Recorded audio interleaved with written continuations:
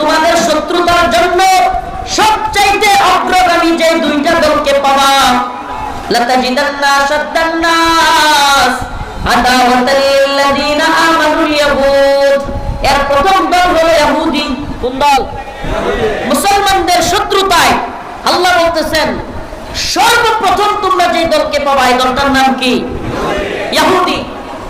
ইহুদি। এখন মিলায় দেখেন গোটা পৃথিবীতে বিগত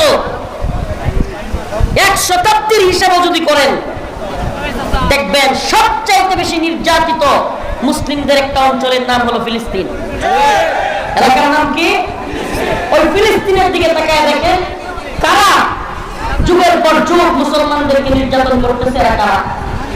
ইহুদি। এই ইহুদিরা যুগের পর যুগ মুসলমানদের উপর নির্যাতন নিপীড়ন করতেছে। তো আল্লাহ তো সেটাই বলেছে, লাতাজিদান্না আশাদ্দান নাস আদাওয়াতাল লিল্লাযিনা আমানুল ইয়াহুদ। মুমিনদের সবচাইতে বড় শত্রুতা পোষণকারী হিসেবে তোমরা পাবে প্রথম দলের নাম হলো ইহুদি। প্রথম দলের নাম কি?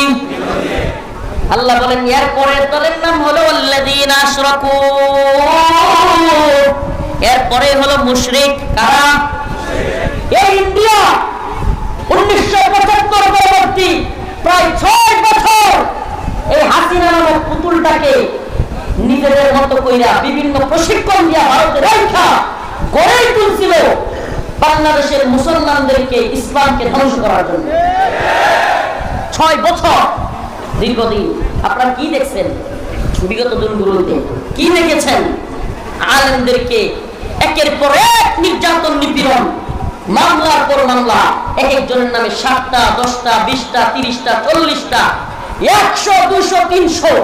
আমার সাথে এক ভাই ছিল বিএনপির, ইসাক সরকার, বিএনপির পুরাতন ঢাকা, পুরান ঢাকা।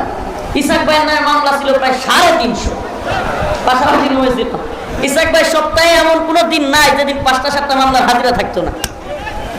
প্রতিদিন মামলার যদি কোনো গিনেস ওয়ার্ল্ড বুকে জায়গা করা যেত তাহলে অনেক নেতা কর্মী, জামাতের, হেফাজতের কিংবা বিএনপির, এরা গিনেস ওয়ার্ল্ড বুকে জায়গা পাইত।